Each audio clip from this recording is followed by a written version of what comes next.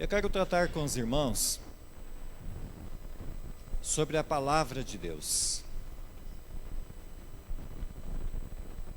sobre o que há de melhor nas coisas de Deus, sobre a revelação da palavra, sobre o desejo que Deus tem, que nós tenhamos a palavra em nós, e buscar em Deus essa revelação a cada dia, buscar a vontade de Deus em nossa vida, saber o que Deus quer de nós e saber quem é o Deus que quer alguma coisa de nós. E nós precisamos nos aprofundar nesse Deus. Nós precisamos nos inteirar de Deus. E quando o Marcos falava do grupo familiar, eu estava ali tentando me lembrar de falar de grupo familiar. Quando eu subisse aqui, geralmente eu fico ali no banco, lembrando um monte de coisa que eu tenho que falar, e quando eu subo aqui eu esqueço todas. E quando o Marcos falou, então, está bem fresquinho na memória. Eu quero dizer e reforçar o que o Marcos falou. Se você não está num grupo familiar, entre em um, fale comigo. Se você não fez integração na segunda-feira ainda, venha fazer. Eu estou aqui, eu e minha esposa, todas as segundas-feiras, às 8 horas da noite. Venha conversar, eu vou te explicar certinho o que é um grupo familiar. Talvez você veio de uma igreja que era célula. Nada errado com célula. A única diferença é que a nossa igreja é grupo familiar. Ela não vai cobrar que você traga mais alguém, que multiplique, que cresça. Não vai pôr fardo sobre a sua vida. O grupo familiar é grupo de pastoreio. É um grupo onde você é cuidado e você não tem obrigação de trazer ninguém. Mas automaticamente a sua vida será testemunho e outras pessoas desejarão vir para Cristo. E automaticamente a igreja terá mais gente louvando a Deus. Mas você será abençoado num grupo familiar, eu tenho certeza disso. Como eu sou, como nós somos, quem participa de grupo familiar sabe do que eu estou falando. Eu quero ainda convidar você para que venha no domingo de manhã. Hoje nós fizemos a 5ª lição de Romanos. Tem sido bênção, tem sido um tempo muito gostoso. Aprender um pouco mais de Deus, da vontade de Deus, de quem era o Paulo, qual era a vontade de Deus na vida dele, porque ele escreveu aos Romanos. Então Deus tem propiciado a nós oportunidades de aprender a palavra dele. Então vença o sono, participe, amém? Mas então eu quero falar com vocês hoje, e eu acho que o tempo é oportuno de falar disso. Quero falar de desafios. E nós só vencemos desafios se nós tivermos a palavra dele em nós. Se nós não tivermos a palavra dele em nós, nós não venceremos. Se o Logos, que é Cristo, não estiver em nós, nós não venceremos. Então o meu convite a você é: coma da palavra, absorva da palavra, se aprofunde na palavra, tenha Cristo em você e você vai vencer os desafios dessa vida. Eu lembro-me de uma história de um cachorrinho que foi com o seu senhor. Eu já contei essa história aqui uma vez, num culto de jovens, eu acho que foi. E um certo homem foi fazer um safari no meio de uma floresta, e junto dele levou o cachorrinho dele. E chegando lá, o cachorrinho fazendo festa, pula para cá, pula para lá. E de repente ele olha para aquela imensidão da floresta e fala: eu quero conhecer um pouco melhor essa floresta. E foi entrando pela floresta, foi entrando, e de repente ele se viu lá no meio. E quando ele observa uma pantera vindo na direção dele,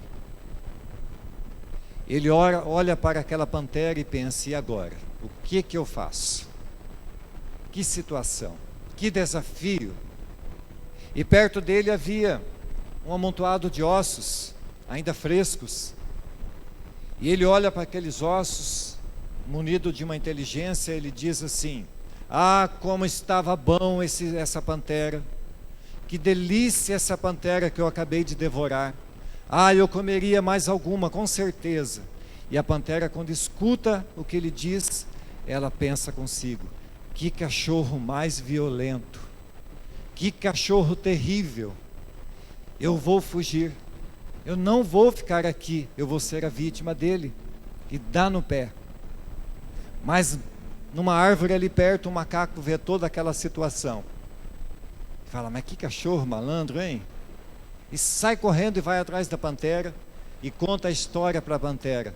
E a pantera fala, mas que coisa, hein? Querendo me enganar. Pois agora eu volto lá e devoro ele. E a pantera então, e o cachorro observa o proceder do macaco. E já pensa em alguma saída. Quando às vezes a gente está passando por um apuro, é o momento de pensar em saídas. E a pantera então volta faceira, rápido com o macaco.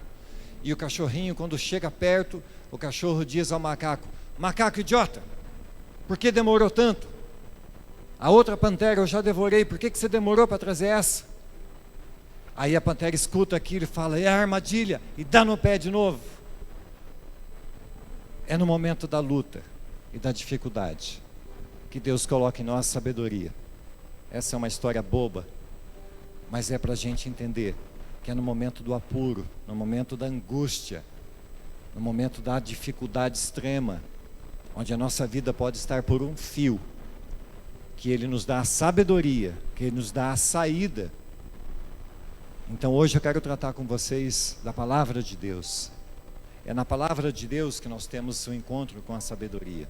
Eu queria pedir para os irmãos da mídia colocarem Deuteronômio 11, 18.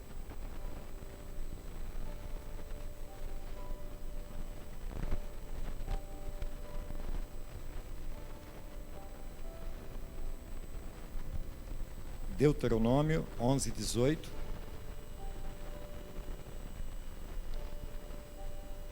Gravem estas minhas palavras no coração e na mente. Amarrem-nas como sinal nas mãos e prendam-nas na testa. Ensina a seus filhos, conversando a respeito delas, quando estiverem sentados em casa e quando estiverem andando pelo caminho, quando se deitarem, quando se levantarem. Agora Deuteronômio 29, 29.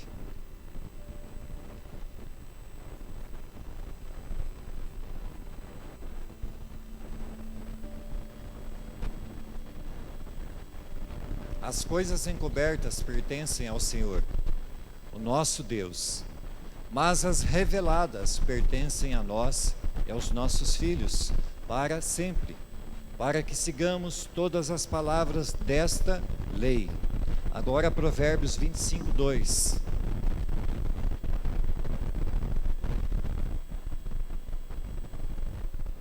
Provérbios 25, 2.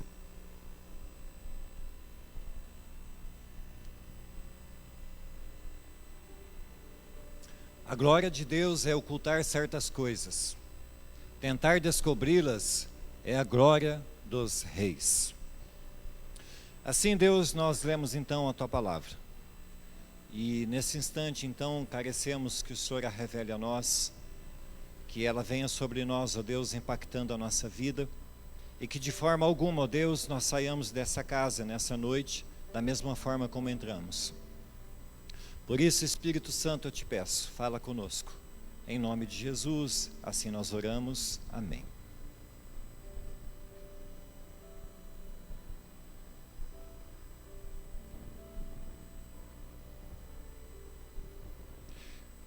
Deus nos capacitou com inteligência para sermos e agirmos em situações de extrema dificuldade e sermos vencedores. Todos nós somos capacitados de uma inteligência natural e todos têm uns mais, outros menos inteligência. Mas todos nós temos inteligência. Mas nós que hoje conhecemos a Deus, porque Ele tem se revelado a nós pelo Filho Jesus, temos muito mais vantagens. Queridos, escutem, o homem sem Deus pode construir foguetes, pode ir à lua, ter uma inteligência natural, ter um conhecimento extremo.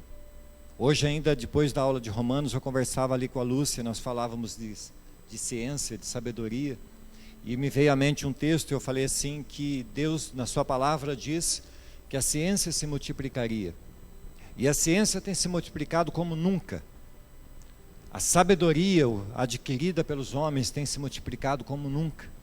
Mas nós que servimos a Deus, nós que estamos em Cristo, nós que temos a revelação da pessoa de Jesus, temos muito mais vantagens. Podemos até não saber construir um foguete, podemos nem sequer imaginar como se chega à lua, mas nós temos uma sabedoria, uma inteligência que é divina, é de Deus. Quando Salomão chega diante de Deus na sua juventude ainda, prestes a assumir um reino, ele pede para que Deus lhe dê sabedoria. Ele não pede bens, não pede recursos, ele pede sabedoria. O homem que tem Deus, o homem que está em Cristo Jesus, o homem que se firma na sua palavra, ele tem uma sabedoria diferente. Ele tem o Espírito Santo a seu favor. Ele tem os dons que Deus deposita em cada um. A palavra diz em João 14:26 que o Espírito Santo nos ensinaria todas as coisas. Eu tenho 3 filhos e de maneira alguma teria condições de criar os meus filhos se não fosse a ação divina de Deus em nossas vidas. De maneira alguma nós teríamos capacidade de fazer alguma coisa bem feita se não fosse pela mercê do Senhor, se não fosse pela graça do Senhor, se não fosse pela revelação de Deus, se não fosse pela instrução do Espírito Santo. E às vezes nós esquecemos dessa benécia de Deus, esquecemos das promessas de Deus. Falei ainda ontem aos jovens, todas as promessas, todas as coisas que precisamos, tudo está em Cristo, tudo está depositado nele, e nós temos nele essas promessas, e uma delas é o que o Espírito Santo está nos dizendo: ele nos revelaria todas as coisas, ele nos ensinaria todas as coisas. Então nós que cremos em Deus, que somos servos dele, ou como disse Paulo, escravos de Cristo, nós temos um favor especial sobre as nossas vidas, temos a sabedoria de Deus. Nós podemos negociar com a sabedoria de Deus, nós podemos lidar com a vida com a sabedoria de Deus, nós podemos dar aula com a sabedoria de Deus, nós podemos fazer faculdade com a sabedoria de Deus. Você pode tirar uma nota 10 com a sabedoria de Deus, mas não sem estudar. Deus não está eximindo ninguém de buscar conhecimento. O que Deus está dizendo é que Ele te capacita a aprender. O que Ele está dizendo é que você deve buscar adquirir conhecimento, e Ele vai fomentar isso em você, e Ele vai te capacitar ainda mais, porque a sabedoria dEle será revelada pelo Filho em você. Então busque conhecimento e entenda que Deus quer fazer de você uma pessoa sábia, para que você seja um diferencial nesse mundo escuro, para que você seja luz nesse mundo. Por isso eu quero falar ainda que rapidamente sobre 4 lugares onde a palavra de Deus deve estar. Os textos que nós acabamos de ler fala que a palavra de Deus deve estar no nosso coração, deve estar na nossa mão, deve estar na nossa alma e deve estar nos nossos olhos. Esses são os lugares que a palavra tem de estar: coração, mão, alma e olhos. São lugares que tem que ter a palavra de Deus em nós. E vocês vão entender no decorrer desse texto por que tem que ser assim. No Antigo Testamento, falando do coração, no Antigo Testamento, o coração era considerado o centro do raciocínio, a fonte do intelecto, o âmago das faculdades mentais e o centro das decisões. Quando eu falo para vocês, irmãos, virem ao estudo bíblico de domingo de manhã, é para isso. Aonde você adquire conhecimento da palavra de Deus, vir ao culto à noite é essencial. O crente não pode viver sozinho. O crente não pode achar que em casa, assistindo culto pela internet, está tudo certo. Não está. Uma vez ou outra, por um impedimento que seja, louvado seja Deus pelos recursos da tecnologia. Mas o crente não pode viver isolado. Vir à noite é essencial, porque é aqui que Deus ordena a bênção. Mas aqui no culto, enquanto a gente está falando aqui em cima, você não pode levantar a mão e, não entendi, repete. É meio estranho isso, né? Dá vontade, mas é estranho. Mas no domingo de manhã, no nosso estudo bíblico dominical, é o momento de você fazer a pergunta. Eu sei que cada um de nós tem interrogações a respeito da palavra. Eu tenho, você tem, eu tenho certeza disso. E aqui na igreja, no domingo de manhã, eu estou fazendo questão de reforçar isso, que nós temos a oportunidade de aprender mais de Deus. Eu tenho certeza que os irmãos que têm vindo domingo de manhã têm crescido, têm aprendido coisas novas.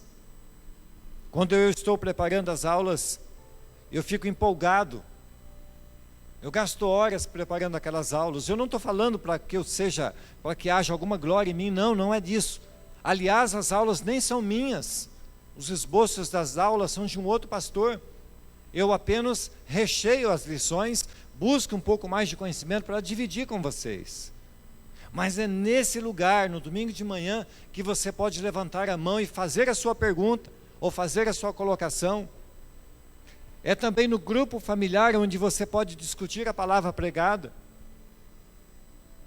Nós temos que ser irmãos, nós temos que ser pessoas que ruminam a palavra, que mastigam a palavra. Aquilo que você não entendeu no grupo familiar é o momento de você falar: gente, eu não entendi, me expliquem.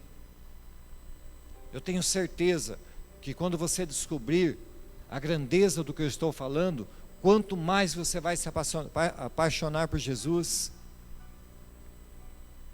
Você alguma vez já se perguntou o quanto você conhece do Deus que as Escrituras revelam? Você verdadeiramente conhece a Deus? O texto que lemos em Deuteronômio 29:29 nos diz que as coisas reveladas nos pertencem, para que cumpramos toda a Escritura. Amado, você tem cumprido toda a Escritura? Você tem tido entendimento da palavra? Será mesmo que essa palavra revelada, que nos pertence, querido, escute, Deus deu uma revelação da palavra, e Ele diz que essa revelação nos pertence, para que nós cumpramos a própria palavra. Talvez você diga que vir aqui no domingo de manhã é difícil, que é o único dia que você pode descansar.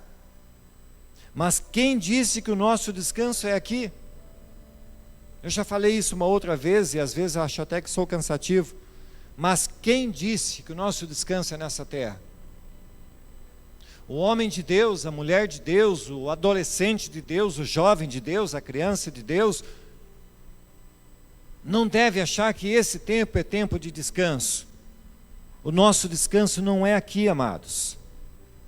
O nosso tempo aqui é muito breve, é muito passageiro. A Bíblia diz que a nossa vida é como uma neblina. Agora está e daqui a pouco não está mais. Então o tempo que você tem nessa terra, absorva a revelação da palavra, cumpra a Escritura e não queira achar que vale a pena descansar o tempo todo. O descanso é bom? É óbvio que é bom, não estou dizendo que você tem que virar um escravo ativista. Eu estou dizendo que vale a pena se esforçar um pouco mais. Será que não vale mesmo a pena um esforço a mais, um negar-se a si mesmo? A carregar a cruz um pouco mais? A se esforçar um pouco mais? Vale a pena, amados. Vale a pena levantar bem cedinho no domingo, estar aqui às 9 horas, vale a pena. Vale a pena levantar às 6 da manhã e servir café lá no UPA, vale a pena. Sabe, todas as vezes que nós vamos lá levar o café da manhã lá no UPA, sempre tem alguém que recebe uma palavra, tem um paciente, tem um médico.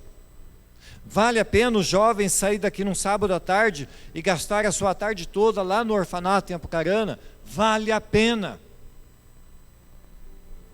Vale a pena você botar um punhadinho de folheto no bolso e sair na avenida? Vale a pena. Tudo que você fizer para a obra de Deus, tudo aquilo que você se gastar pela obra de Deus, vale a pena. A palavra diz que nós temos que nos gastar e nos deixar gastar. Tudo que nós fazemos para o reino, vale a pena. Porque tudo isso vem em dividendos para nós. Tudo isso é depositado na nossa conta, não para que a gente aqui receba glória, não para que aqui a gente receba alguma coisa, mas para que lá no céu, na nossa conta, no banco do céu, sejam depositados os dividendos disso. E um dia você vai ver o que eu estou falando. Em algumas religiões, as crianças nascem, crescem, sendo ensinadas que vale a pena morrer por causa da religião dela. E ainda na sua mais tenra idade, jovens se enchem de bombas e se explodem, achando que estão fazendo a coisa certa, se matam por uma causa e acham que estão fazendo a coisa certa, mas eles estão sendo fiéis àquilo que eles têm aprendido, à sua religião. E nós, homens e mulheres de Deus, como nós temos encarado o Evangelho?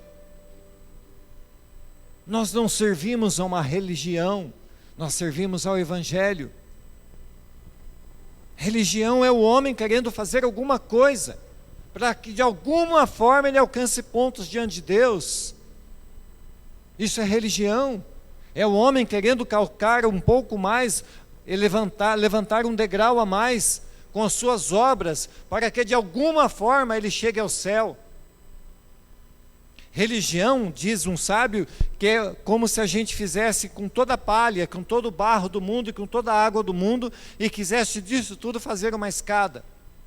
E esse sábio diz que não daria um só degrau, porque tudo que nós fizermos não nos levará ao céu, porque tudo que havia de ser feito chama-se Evangelho, e Evangelho é Cristo descendo do céu, se esvaziando da sua glória, morrendo naquela cruz e vindo ao nosso encontro. Isso é Evangelho, é Deus nos buscando. Ele nos amou primeiro, Ele corre ao nosso encontro. Isso é Evangelho. Então nós não precisamos ser ativistas religiosos. O que nós precisamos é amar um pouco mais o Evangelho de Deus. O que nós precisamos é amar um pouco mais a palavra de Deus. E nós conhecemos essa verdade. Cristo morreu por nós. Será que não vale a pena um esforço a mais para aprender dele? Quanto mais você aprende de Deus, mais você ama a Deus. Quanto mais você se expõe ao sol, mais moreno você fica. Quanto mais você entra pela floresta dentro, mais você observa os cânticos dos pássaros. Mas se você ficar à margem, se você ficar à margem do Evangelho, à margem das coisas de Deus, você só vai ter um pouquinho, só o suficiente. Isso é vida mediana. Nós precisamos de uma vida mais intensa com Deus. Nós precisamos nos adentrar um pouco mais à floresta de Deus. Nós precisamos nos expor um pouco mais ao sol do Evangelho. E a nossa vida vai ser transformada de glória em glória todos os dias. Ali diz que a palavra é revelada. E sabe por que a palavra é revelada? Porque isso é ação de Deus.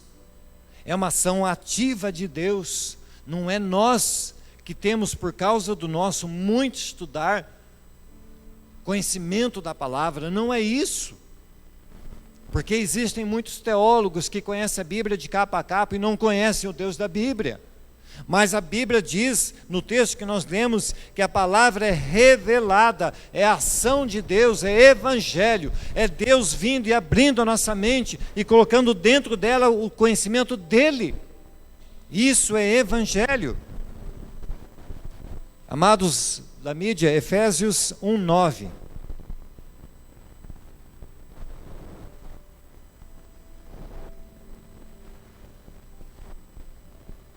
Efésios capítulo 1, versículo 9.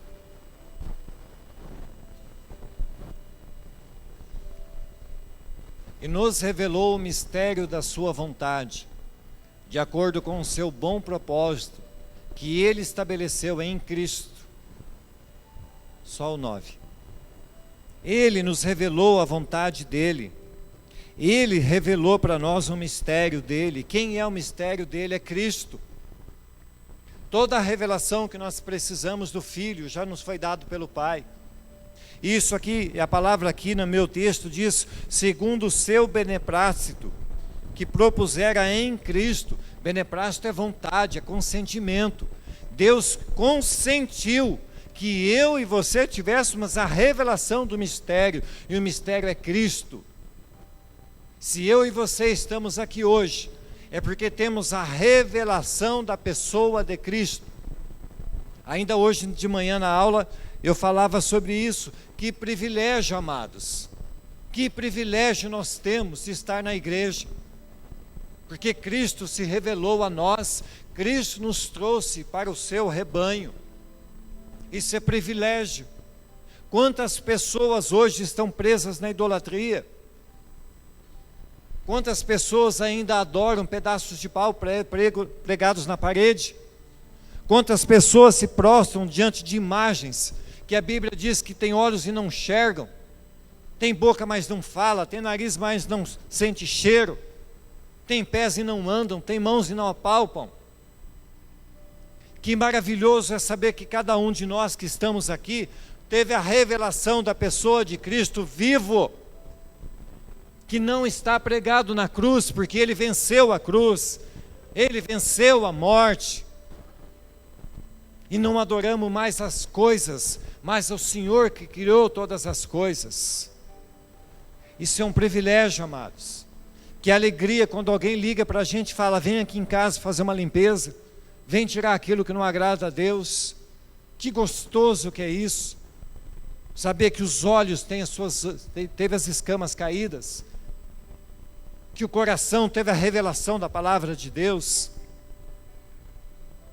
Então nós precisamos ter a palavra do Senhor em nossos corações, e nós precisamos também ter a palavra de Deus na nossa alma.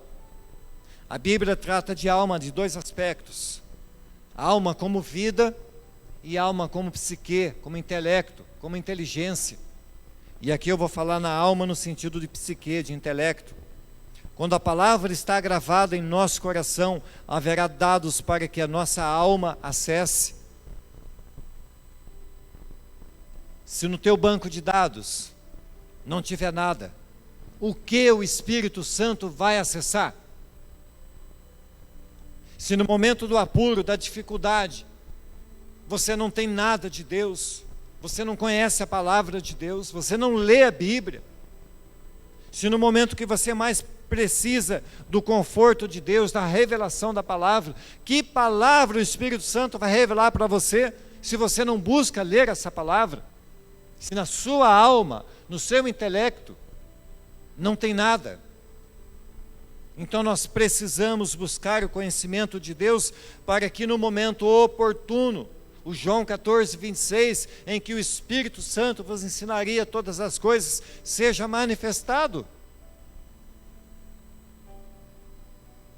Quanto mais aprendemos nas Escrituras, mais capacidade teremos para superar as crises existenciais e os desafios das emoções. Queridos, vocês, quem já passou por uma luta, uma dificuldade, uma enfermidade, como que a família do Júlio está enfrentando esse momento? Porque existe uma revelação da palavra nesse instante na vida deles, os capacitando a superar e a suportar esse momento de luta e desconforto. É na palavra que eles entendem que ela diz, entrega o teu caminho ao Senhor, descansa nele. É nesse momento que o Salmo 55, 22, fala que nós podemos confiar nele. É nesse momento, irmão, de luta e desafio. Se você não passou por um momento de luta e desafio ainda, certamente passará. Isso vem sobre nós de todos os dias, de todas as formas. E se nós não tivermos estribados na palavra de Deus, e nesse momento a gente quiser nos bastar com o nosso conhecimento, certamente as feridas serão enormes. Mas oxalá que você tenha a sua vida enraizada na palavra de Deus, porque nos momentos de luta, então Deus lhe dará a sabedoria suficiente, resgatará na sua alma, na sua inteligência, no seu intelecto, aquilo que há de melhor, e você vai sair vencedor desse momento. Hebreus 4,12 diz que a palavra é viva e eficaz. Sabe por que a palavra é viva e eficaz? Porque ela é Cristo, porque é o Logos de Deus. Quando você está buscando no conhecimento de Deus, quando você está lendo a palavra de Deus, essa palavra entra dentro de você, essa palavra divide você, essa palavra faz uma faxina dentro de você, essa palavra cura você.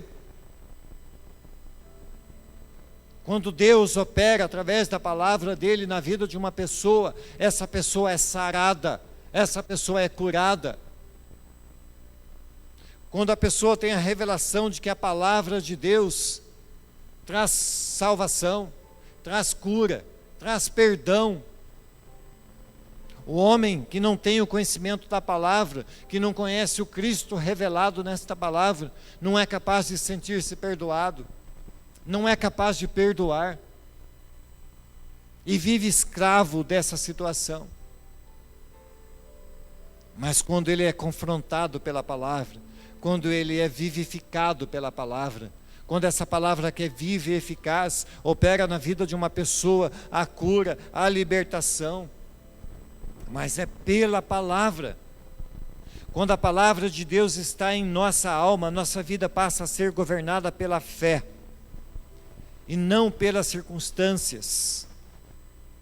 Querido, nós vivemos num mundo de circunstâncias. Ontem, quando a mensagem chegou de que o Júlio havia tido problema, era uma circunstância. Era um momento de entrar em desespero? Não. Era o momento de crer em Deus. Era o momento de pôr o joelho no chão e ficar mais perto de Deus e crer que Ele era o Senhor daquela situação. O crente não vive em circunstâncias, o crente vive pela fé. Não são as circunstâncias que determinam a vida do cristão. O cristão vive pela fé, seja qual for a circunstância que ele está vivendo naquele momento. Nós precisamos aprender a confiar em Deus, precisamos aprender a crer em Deus. Ele é Senhor, Ele é soberano. João 3,8 diz assim: o vento sopra onde quer e ouve a sua voz, mas não sabes de onde vem, nem para onde vai. Assim é todo aquele que é nascido do Espírito. Meu amado, minha amada, se você crê em Deus, se você entregou a sua vida ao Senhor Jesus, você não é mais uma palha soprada pelo vento para qualquer lugar. Você está no controle da situação, Deus está no controle da situação da sua vida. Você não anda mais pela carne, você não anda mais por vista. Não é você que determina a sua vida, mas é o Espírito Santo que habita em você, que controla a sua vida, que lhe traz o caminho certo, que lhe mostra qual a direção a ser seguida.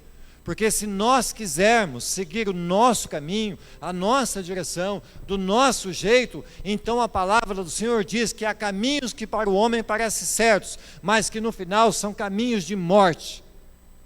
Não queira ser senhor da sua vida. Não queira ser você aquele que determina as coisas que você vai fazer. Coloque-se na dispensação da vontade de Deus e entenda que Deus tem o melhor caminho para você. É Deus quem sabe todas as coisas. E se nesse caminho você vai sofrer, sofra, mas crendo em Deus, porque esse tempo é passageiro. Não ache que a vida do crente é para ser uma vida só de alegrias, não é. A Bíblia diz que o crente, que o cristão, que aquele que está em Cristo, vive sendo perseguido. Fala que os filhos do mundo são mais espertos que os filhos da luz. Por que são mais espertos? Num sentido de que eles são maliciosos, num sentido de que eles estão sempre planejando mal contra nós. Mas sabe qual é a boa notícia? Em todas as coisas Deus é soberano. Em todos os momentos Deus nos dá o livramento. E eu tenho dito aqui sempre, amados, o crente não morre. E eu não estou, vou frisar isso mais uma vez, o crente não morre porque o crente tem a vida eterna no céu. Nós estamos apenas de passagem. O corpo vai morrer, mas nós, espírito, estaremos sempre com o Senhor nos céus. Não são as circunstâncias que determinam a nossa vida. A nossa vida está segura no esconderijo do Altíssimo. Nós estamos em Cristo, nós estamos dentro de Cristo. A vida de Cristo é a nossa vida. E quando nós partirmos desse mundo, seja velhinhos ou seja novos, seja no acidente ou seja do que for, nós então teremos uma vida eterna pela frente. Por isso vale a pena perseverar, vale a pena estar em Cristo, vale a pena você se gastar e se deixar gastar. Então tenha a palavra no coração e tenha a palavra na sua alma, na sua mente, no seu intelecto. Não queira viver pelo seu próprio braço. Não ache que você precise decorar a Bíblia, você não precisa. Eu não sei a Bíblia de cor, eu não sei as passagens de cor. Se você me pedir uma palavra, onde está o versículo tal, eu não sei. Mas no momento oportuno em que Deus precisa usar a sua boca, a palavra do Senhor nos garante: abre tua boca e eu te encherei. No momento oportuno, Deus acessa o teu banco de dados e usa a sua boca para abençoar a vida de alguém. Então, leia a palavra e deixe que o Espírito Santo faça o resto. É simples assim, amados. A palavra do Senhor precisa estar nas nossas mãos. Por que na mão? Isto nos aponta o lado prático da vida. Nos aponta o lado prático, porque nada adianta ter a palavra no coração e na alma se nós não a praticarmos. Não adianta, amados, a gente ter todo o conhecimento na nossa inteligência, não adianta a gente ter a palavra em nosso coração, a fazer devocionais todos os dias de manhã. Nada adianta nós orarmos em línguas, nada adianta a gente ficar de joelhos orando 1 hora por dia, se essa palavra não for praticada.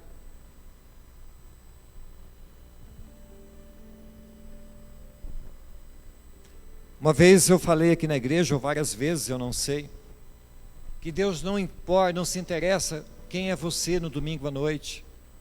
Júnior, Deus não quer nem saber quem é você aqui agora.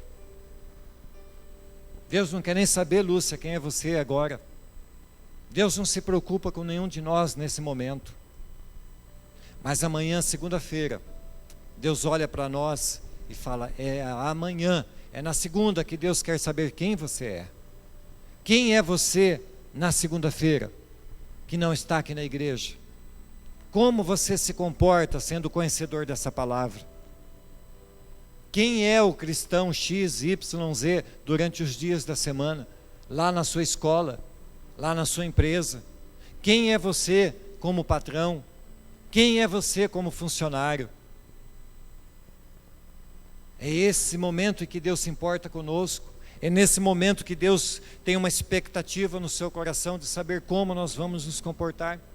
Porque Ele sabe que nós temos a palavra no coração. Ele sabe que nós temos a palavra na nossa mente.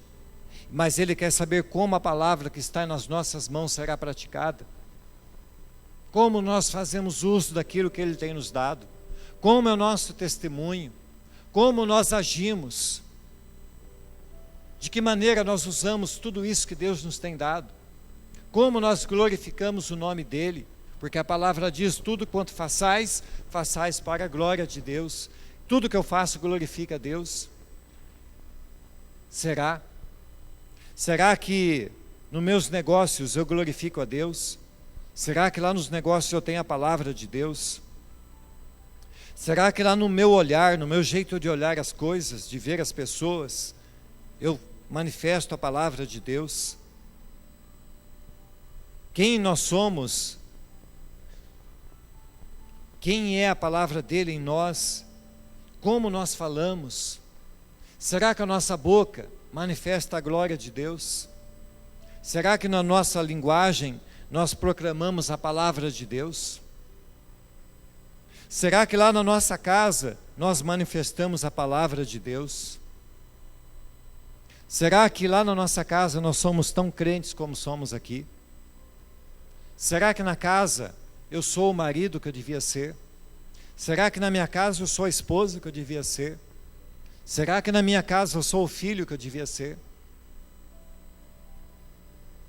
Então nós precisamos repensar a nossa experiência com Deus. Nós precisamos repensar a vida que Deus tem nos dado.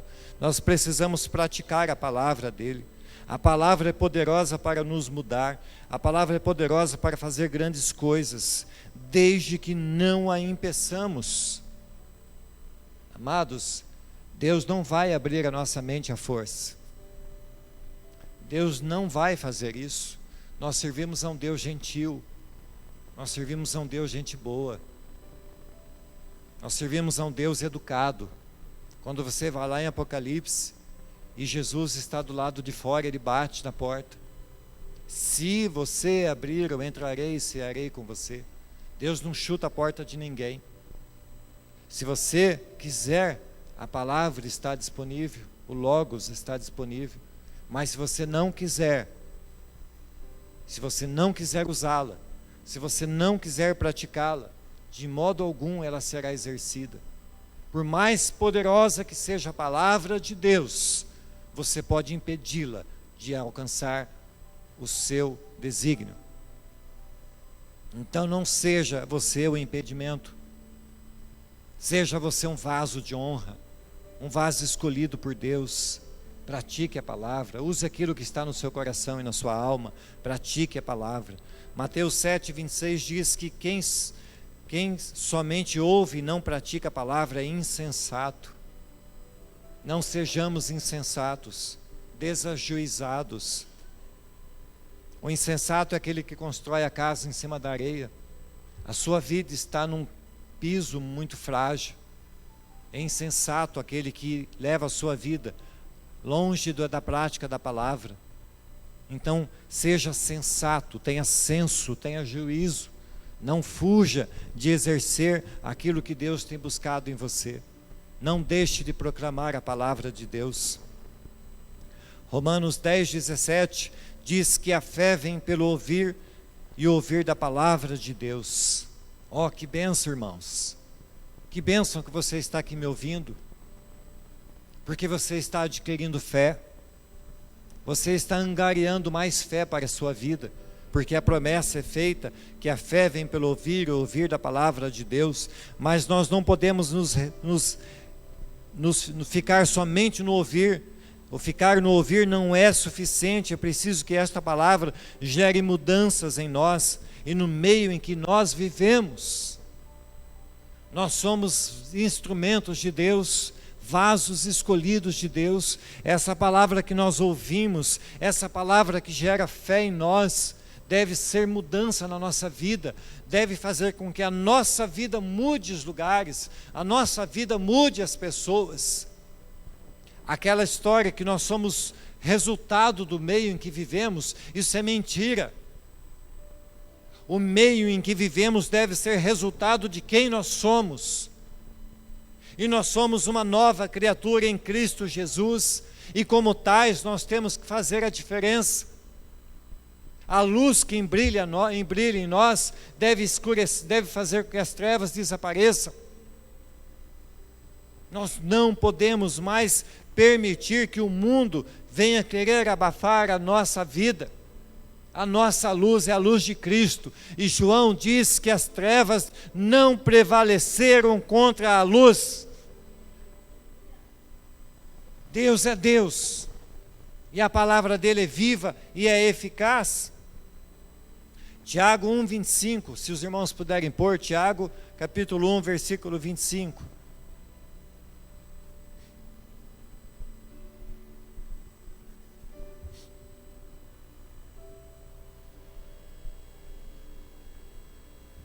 Entretanto, aquele que atenta bem para a lei, palavra, perfeita, da liberdade, e nela persevera, não sendo ouvinte esquecido, mas executor da obra, este será bem-aventurado no que fizer.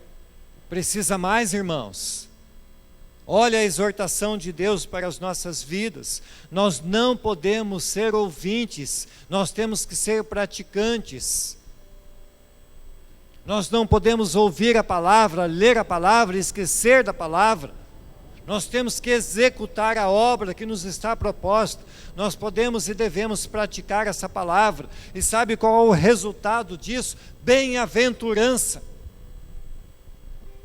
O crente praticante da palavra é bem-aventurado, é feliz. E essa palavra não é uma promessa de prosperidade financeira. Essa palavra é uma promessa de felicidade. É uma promessa em que, se o cara estiver preso numa jaula lá, porque ele pregou a palavra, e lá ele estiver sendo torturado, lá ainda ele é feliz e é bem-aventurado. Porque se ele morrer naquele lugar, ele é bem-aventurado. Aquela promessa é para que nós vivamos com o Senhor nos céus dos céus. Então, quer ser feliz? Pregue a palavra, viva a palavra, pratique a palavra. Essa é a promessa que tem para nós: bem-aventurados, felizes, benditos. Quando Jesus sobe o monte e ele lá então prega as bem-aventuranças, ele estava dizendo tudo aquilo que nós seríamos bem-aventurados se praticássemos aquilo tudo. Não desmereça a palavra que Deus tem revelado a você. Encha sua casa de vida. Ontem no grupo familiar das irmãs aqui, no sábado à tarde, eu e minha esposa cuidamos de um grupo apenas de irmãos e irmãs acima dos 30. E lá nós falávamos que nós devíamos encher a nossa casa com a palavra. Eu falei para elas: leia a Bíblia em voz alta na sua casa. Grite a palavra dentro de casa. Deixe que o mundo pense que você enlouqueceu. E daí? Leia a palavra. O ditado diz que as paredes têm ouvidos, não é? Então, se a tua parede tiver um ouvido, nem que seja do vizinho, e ele ouvir você lendo a palavra, uma palavra dessa, uma letra da palavra, uma vírgula da palavra, pode transformar a vida dele. Cante a palavra, leia a palavra. Um certo dia, eu e minha esposa e mais um grupo de irmãos, fomos visitar na madrugada um casal. Eu não lembro nem se era um casal. Fomos fazer uma alvorada, uma serenata. E nós fazíamos isso e entrávamos a madrugada adiante, chegávamos lá na casa do Júnior, começávamos a cantar na frente da casa dele, e de repente aquela palavra invadia a vida daquela família. E numa noite nós cantando para uma casa, e naquela casa ninguém saiu, mas de repente o vizinho escutou e saiu chorando, porque a palavra alcançou a vida dele. Então leia a palavra, coloque louvores, faça com que a sua casa seja recheada das coisas de Deus. A palavra faz a diferença. Quem pratica a palavra será feliz em tudo que fizer. Mas para os ouvintes e não praticantes está escrito um alerta. Mateus 7:23 diz assim: então lhes direi explicitamente: nunca vos conheci. Apartai-vos de mim, os que praticais a iniquidade. Essa palavra é muito dura, é muito triste, porque você tem que ter a palavra no coração, você tem que ter a palavra nos seus olhos, você tem que ter a palavra nas suas mãos, mas você precisa praticar a palavra, você precisa viver a palavra, você precisa ser quem você prega, para que num dia você não tenha que ouvir isso: apartai-vos de mim, porque nunca vos conheci. Apartai-vos de mim, vocês que praticaram iniquidade. A palavra de Deus deve estar nos nossos olhos, certos de que devemos ter a palavra de Deus em nosso coração, em nossa alma, em nossa mão, resta-nos ainda tê-la em nossos olhos. A Bíblia nos diz que os olhos são as janelas do corpo. Se são a luz, seremos luz; se são trevas, seremos trevas. Tal como a língua, os olhos são muito difíceis de serem controlados. Mas tendo a palavra no coração, na alma e na prática, podemos dominá-lo. Afinal, o Espírito Santo habita em nós e nos conduz a toda a verdade e nos dá força e orientação. A Bíblia nos ensina a fugir da aparência do mal. Os olhos não devem determinar as nossas decisões. Nós precisamos cuidar com os olhos. A Bíblia diz que nós temos que dominar a nossa língua. Mas nós temos que cuidar dos nossos olhos. A palavra deve estar em nossos olhos, porque os nossos olhos não podem ser janelas que trazem trevas, mas que tragam luz para dentro de nós. Nós temos que aprender que os nossos olhos enxergam todas as coisas, mas quem controla os nossos olhos somos nós. Geralmente, quando nós fazemos o curso de casais, nós falamos para as esposas e para os maridos que ali estão: olha, o olhar é natural. O homem está lá na rua e de repente vem uma loira linda, maravilhosa, e ele vê aquela loira linda, maravilhosa, viu e pronto, acabou. Mas se ele viu e continuou vendo e a continuou acompanhando, então ele está sendo traído pelos seus olhos. Ele deixou que a sua mente fosse dominada. Nós precisamos cuidar com os nossos olhos. O olhar é natural, mas não pode passar disso.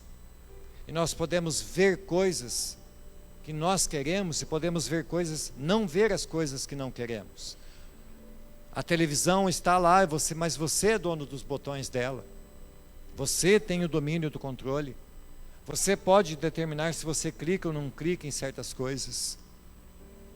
Os nossos olhos precisam trazer luz para dentro de nós, e não treva, e não maldição.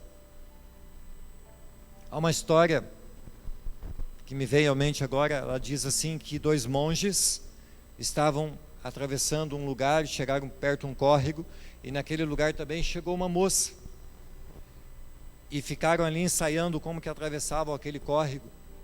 Então um dos monges atravessou ali e foi embora.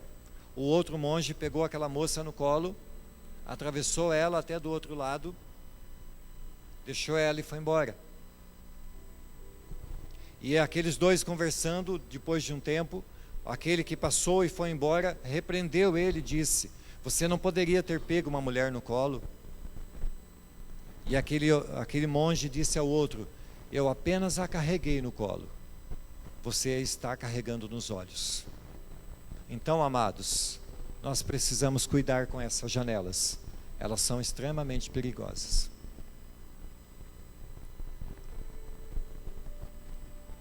Nós podemos dominar os nossos olhos. A palavra diz: afinal o Espírito Santo habita em nós e nos conduz a toda a verdade, e nos dá força e orientação. A Bíblia nos ensina a fugir da aparência do mal. Os olhos não devem determinar as nossas decisões, como eu já disse. Por fim, quando a palavra é o norte para os meus olhos, eu posso enxergar muito mais além. Precisamos também pensar nos olhos como meio de enxergar as palavras de Deus. A palavra de Deus, a revelação de Deus, no sentido de visão espiritual. Não só física, mas espiritual. Paulo, em Atos 26:19, diz ao rei Agripa que ele não foi desobediente à visão celestial. Deus tem dado visões celestiais para nós. Deus tem planos para nós. Você só está aqui nessa noite porque você teve uma visão de Deus. Você teve uma revelação de quem é Deus. Deus tem planos para cada um de nós. Deus quer realizar planos através de nós. Deus quer realizar obras através de nós. Deus tinha planos através da vida de Paulo. Por isso Paulo não se negou diante do rei no interrogatório e disse: eu fui obediente à visão celestial. Nós temos sido obedientes à visão celestial? Deus nos deu uma ordem e disse: ide e pregai o evangelho a todos os povos. Nós temos sido obedientes ao grande mandamento. Nós temos sido obedientes à grande comissão. Deus tem para cada um de nós um projeto. tem planos para cada um de nós. Nós precisamos, amados, nós precisamos desesperadamente fazer como o salmista fez. O Salmo 119, versículo 18 diz: desvenda os meus olhos, para que eu possa enxergar as maravilhas da tua palavra. Ore a Deus desesperadamente, para que Ele abra os seus olhos, para que você veja a palavra dEle, e para que essa palavra seja rema na sua vida, para que ela se revele a você. Quanto mais você busca de Deus, eu sempre digo, não leia a Bíblia como um livro qualquer. Leia a Bíblia em oração. Leia a Bíblia como o salmista: Senhor, eu estou lendo a sua palavra, revela essa palavra na minha vida. E você vai ter um outro entendimento dessa palavra. Busque conhecimento, anote o que você não entende, pergunte para alguém que saiba um pouco mais. Busque no dicionário o significado daquela palavra, para que você tenha entendimento do texto e do contexto. Mas não deixe que essa palavra que é colocada no seu coração, que é colocada na sua alma, nos seus olhos, nas suas mãos, não deixe que essa palavra passe batido na sua vida. Ela pode transformar a sua vida e a vida de outras pessoas. Assim como os discípulos que caminhavam lá na estradinha rumo a Emaús, de repente se coloca no meio deles um homem. Aquele homem era Cristo ressuscitado, mas os seus olhos não estavam abertos, e eles não podiam ver quem estava com eles. Mas num determinado momento Jesus abre os seus olhos, e os corações deles ardiam na presença dele, e aí eles disseram: por acaso não ardiam os nossos corações? Permita que Deus abra os seus olhos, para que o seu coração arda na presença de Deus, para que o seu coração tenha desejo de estar na presença de Deus, de estar na prática da palavra, para que tudo aquilo que o Espírito Santo tem colocado em você seja usado por Ele, para que você seja instrumento nas mãos de Deus. E eu concluo dizendo: não se deixe vencer pela canseira, saia da zona de conforto, vá à luta. Aquela palavra que nós lemos, que o desejo de Deus é revelar a palavra aos reis, é para você. Você é rei, você é sacerdote, você é uma nova criatura, você faz parte de uma geração eleita, de uma nação santa. Deus quer usar a sua vida, apenas se disponha, dê um passo a mais. Deixe Deus usar você, não se deixe intimidar. Eu não tenho estudo, eu não tenho força, eu sou velho demais. Esqueça, isso é bobagem. Deus ama você e Deus vai usar você do teu jeito. E eu encerro lendo Provérbios 25, 2 novamente. A glória de Deus está nas coisas encobertas, mas a honra dos reis está em descobri-las. Amado, cate uma pá e comece a cavocar. Busque na palavra, existe um tesouro. Isso aqui é um tesouro, amados. Isso aqui é um tesouro. Aqui tem riquezas infindáveis. Pegue uma pá espiritual e vá fundo nisso aqui. Esse terreno tem tesouros escondidos para toda a eternidade. Toda a eternidade. Disse um homem sábio uma vez: se Deus me fizesse voltar a esse mundo, eu diria: me dê o Espírito Santo e me dê a palavra, e eu terei uma nova mensagem para toda a eternidade. Nessa palavra tem uma mensagem nova para toda a eternidade, mas ela, se ficar fechada lá na estante, é só mais um livro. Mas se você a abri-la, aqui dentro tem riquezas infindáveis, palavras de salvação, palavras de transformação, palavras de cura, de sustento, de alimento. Leia, pratique a palavra, exerça aquilo que Deus tem colocado no seu coração, na sua alma, nas suas mãos e nos seus olhos. Amém, amados? Glória a Deus, aleluia. Aleluia. Vamos ficar em pé?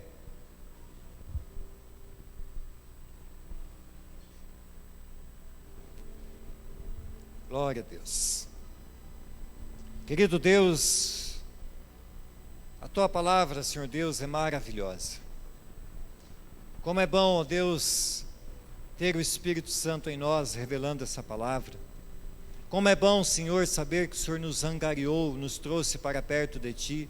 Como é bom saber que em Cristo Jesus o Senhor nos recebeu novamente, que o Senhor nos fez herdeiros novamente, que o Senhor nos chama de filho novamente, que o Senhor não coloca mais nenhum tipo de impedimento, Senhor Deus, que o pecado, Senhor Deus, foi vencido naquela cruz. Como é bom saber, ó Deus, que podemos nos achegar a Ti confiadamente, porque o Senhor é o nosso papai. Obrigado, ó Deus, pela revelação desta palavra. Obrigado pelo Evangelho vivo que é Cristo Jesus. Obrigado, ó Deus, pelo Logos encarnado. Obrigado, ó Deus, pela liberdade que temos de ter Bíblias e mais Bíblias, ó Deus, de termos versões e mais versões, ó Deus, e em cada uma delas, ó Deus, encontramos a pessoa de Cristo.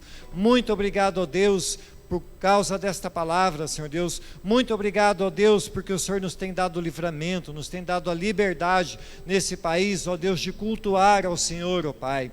Deus, no nome de Jesus Cristo, ó Pai, eu faço a mesma oração do salmista por mim e por meus irmãos. Abre os nossos olhos, Deus, desvenda os nossos olhos, Deus, para que possamos enxergar as maravilhas desta palavra, Senhor Deus, que a pessoa de Cristo se revele a nós ainda mais, Deus, que possamos ver em Cristo tudo aquilo que o Senhor tem desejado para nós. Pai, no nome de Jesus Cristo, oramos mais uma vez, ó Deus, pelo pastor Júlio. Restabelece a vida dele, ó Deus, fortifica o corpo dele, ó Deus, coloca um coração novo naquele peito, Senhor Deus, porque eu sei que o Senhor é Deus, porque eu sei que a sua palavra é viva e eficaz, e nós cremos em milagres, ó Deus, porque o teu Espírito Santo tem revelado os milagres que o Senhor tem feito. Pai, no nome de Jesus Cristo, leva o teu povo em paz para as suas casas, ó Deus, que essa palavra que foi falada aqui hoje, arda em seus corações durante todos os dias dessa semana, Senhor Deus. Assim oramos com gratidão, Pai, no nome do teu Filho amado, o Senhor Jesus Cristo. Assim oramos, ó Deus, com gratidão, em nome de Jesus. E que o teu grande amor, ó Deus, teu perfeito amor, o teu imarcessível amor, ó Pai, invada os corações dos meus irmãos. Que a graça bendita do Senhor Jesus Cristo os sustente, nos dê, Senhor Deus, livramento, os envolva ainda mais. Que a comunhão gostosa e maravilhosa do Espírito Santo os envolva e os traga para a mesa do Pai. Assim seja, Senhor Deus, sobre a vida deles, em nome do Senhor dos Exércitos. Assim oramos, Deus, com gratidão. Aleluia. Amém.